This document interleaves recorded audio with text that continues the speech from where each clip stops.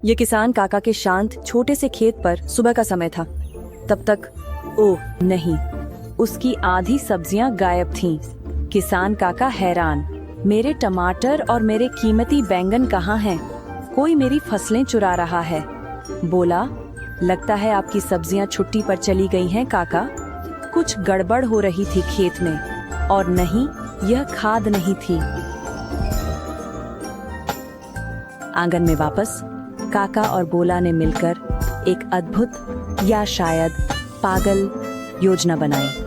हम एक ड्रोन, छुपे हुए कैमरे, और तुम काका, तुम एक बिजूका बन जाओगे। काका, मैं सारी रात एक मूर्ति की तरह खड़ा रहूं? अगर मैं पिछले सर्दियों के आलू की तरह जम गया तो? कथावाचक, पर योजना तैयार थी। चोर को नहीं पता चलेगा कि उसे क्या लगा, या शायद कौन। फार्म में एक मनमोहक कार्टून रात्रि दृश्य सामने आता है, जहां किसान काका बेताल के रूप में रूपांतरित खड़ा है, हाथ फैले हुए और हिलने की कोशिश नहीं कर रहा है। उसके चेहरे पर एक चिंतित भाव है और उसके सिर पर उसका भूसे की टोपी बैठी है।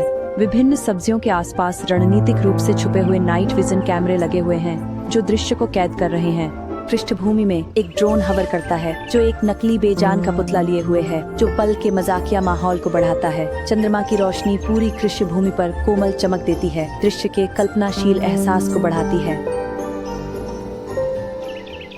और फिर चांदनी की छाया से आई दंत कथा। उल्लू नंबर 47। सक्स, पंखों की हवा का सुनना। उल्लू, टमाटर पक गया, मिर्च बहुत तीखी, बैंगन स्वीकार्य। क्या वह उल्लू खरीदारी कर रहा है? वाचक, हाँ, चश्मे के साथ एक हेलमेट और यहाँ तक कि एक टोकरी भी। यह उल्लू कोई साधारण पक्षी नहीं था, वह एक सब्जी विशेषज्ञ था। वर्णन करता।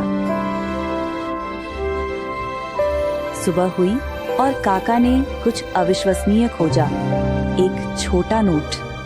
काका ने कहा, नहीं, 47। क्या? चोर के भी शिष्टाचार हैं? पृष्ठभूमि में शादियां हंस रही हैं। बोला, काका, यहाँ तक कि उल्लू भी आपकी खेती के कौशल का सम्मान करते हैं। और उस दिन से उल्लू नंबर 47 के लिए एक छोटा सब्जी टोकरी रखी गई। और काका, वह एक खेती के दिग्गज बन गए, जिसके सबसे बड़े प्रशंसक एक उल्लू था।